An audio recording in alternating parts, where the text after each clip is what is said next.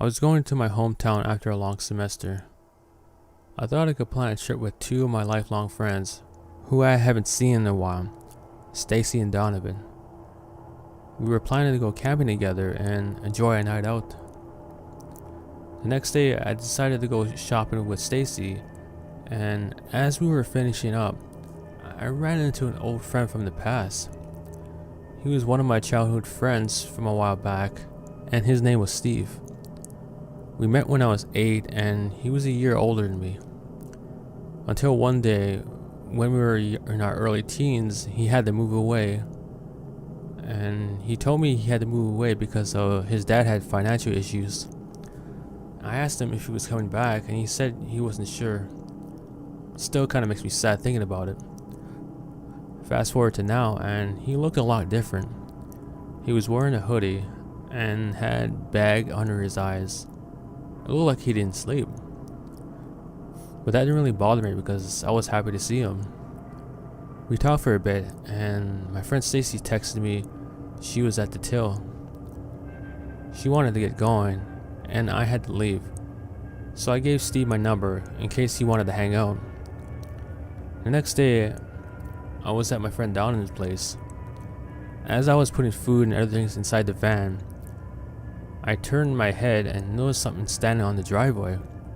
It was Steve. I thought it was a bit weird because he just showed up and he didn't bother to text me, even though I gave him my number. I walked up to him and said, "Hey Steve, I wasn't expecting you." And he looked at me and said, "Yeah, I was in the neighborhood and I kind of ran into you by accident." I nodded, and then we talked a bit. Then he says, "Hey, are you guys going somewhere?" I told him me, Donovan, and Stacy are going on a small camping trip. Steve had an excited look on his face and asked if he could come. I was a bit hesitant because this wasn't a part of the plan. Donovan and Stacy come outside and they notice Steve. Donovan says, "Who's your friend, Dave?"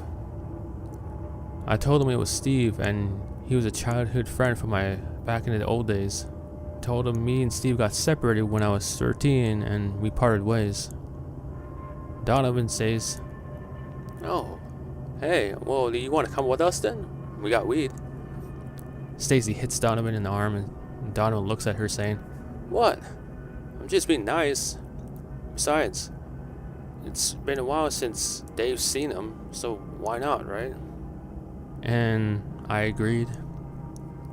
Stacy was reluctant, but she eventually agreed to Steve to come with us. So while we were making our way there, Steve was on his phone the whole time.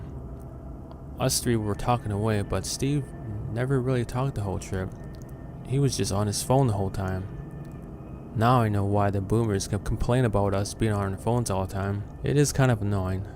Then I say, "Hey Steve, who you texting back there?" He says, "Oh, it's just a girl I met here in town." Then I ask, "Oh, who is she?" And Steve replies, "Oh, Bailey, that's her name. She's a cool chick I met in the web. I met her last week and we seem to be hitting it off well." And then we ended up talking about relationships the rest of the way. We get to the camp and we were setting up. As we were doing that, I noticed Steve kind of walked off in the woods on the phone, which was strange. Stacy noticed this too and said, "Are you sure it was a good idea to bring him? He seems a bit weird." She says in an annoyed tone. I tell her it was fine and I really missed the guy. Then Stacy says, "I personally think it was weird. Plus, it was supposed to be just the three of us." We kind of got into a little argument after that, and Donovan comes in to stop it and tells us both to drop it. We both did, and Stacy says, "Well, it would have been nice if you just told us about inviting other people. That's all." Then I just proceeded to apologize to Stacy, saying it just sort of happened. Then the conversation just kind of ended there and we moved on. Night comes along and Steve hasn't come back yet. All three of us noticed and he didn't come back. I texted him but got no answer back. I was worried if he got lost. Both me and Stacy agreed to go look for him, and Donovan wanted to stay at camp just in case he came back. So we leave, and as we were walking, Stacy wanted to know more about Steve, and she asked, So, why did Steve move away? Like, exactly why? I told her his dad had financial issues. He also told me his dad was acting weird the whole time, like panicking. Steve tried asking what happened, and his dad told him they had to move. Stacy then had a concerned look on her face and said, Why would his dad panic? Did something happen? I shrugged and didn't know what else to tell her.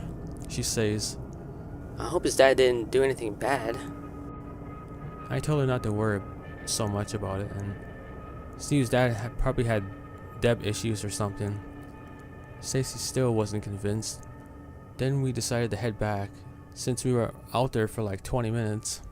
We get back and couldn't find Donovan anywhere.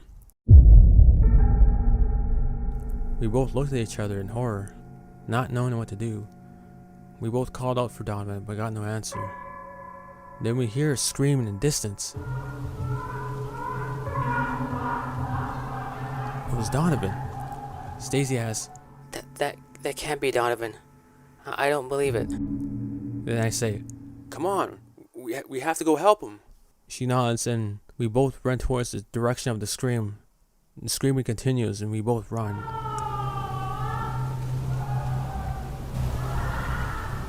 We finally make it, and to our surprise, we see Donovan tied up. And we see two individuals in a parked black van. A tall man with a mask, with a red jacket, and a woman with white hair and pale skin, and her eyes were soulless to the bone. I run up to the man and yell, "Let him go!" And I try to punch the man, but he grabs me so easily and puts me in a headlock. He was insanely strong, and I could hear Stacy screaming for him to stop. I tried to break out of the headlock, squirming, and used all my strength, but the man was too strong. My vision started to fade, and I was losing vision. Not long after, I passed out. I wake up all tied up. I see the tall man and the strange woman. Then I start to yell, demanding what happened to my friends and why are they doing this. They didn't answer. Then I hear a voice. "Well, look who it is." And I was shocked. It was Steve's voice. Steve appears from the shadows. I couldn't believe it. I was shocked and confused. Why is Steve with these two lunatics? I felt betrayed and hurt by my so-called best friend. I yell, Why? Why would you do this, Steve?" I said in a shocked and hurtful tone. All Steve said was, "People change, man. A lot has happened since I moved away. I wish I could go into detail, but we have a strict schedule according to our superiors. But I can tell you, I did meet Bailey through the dark web. That was true. And we had common interests."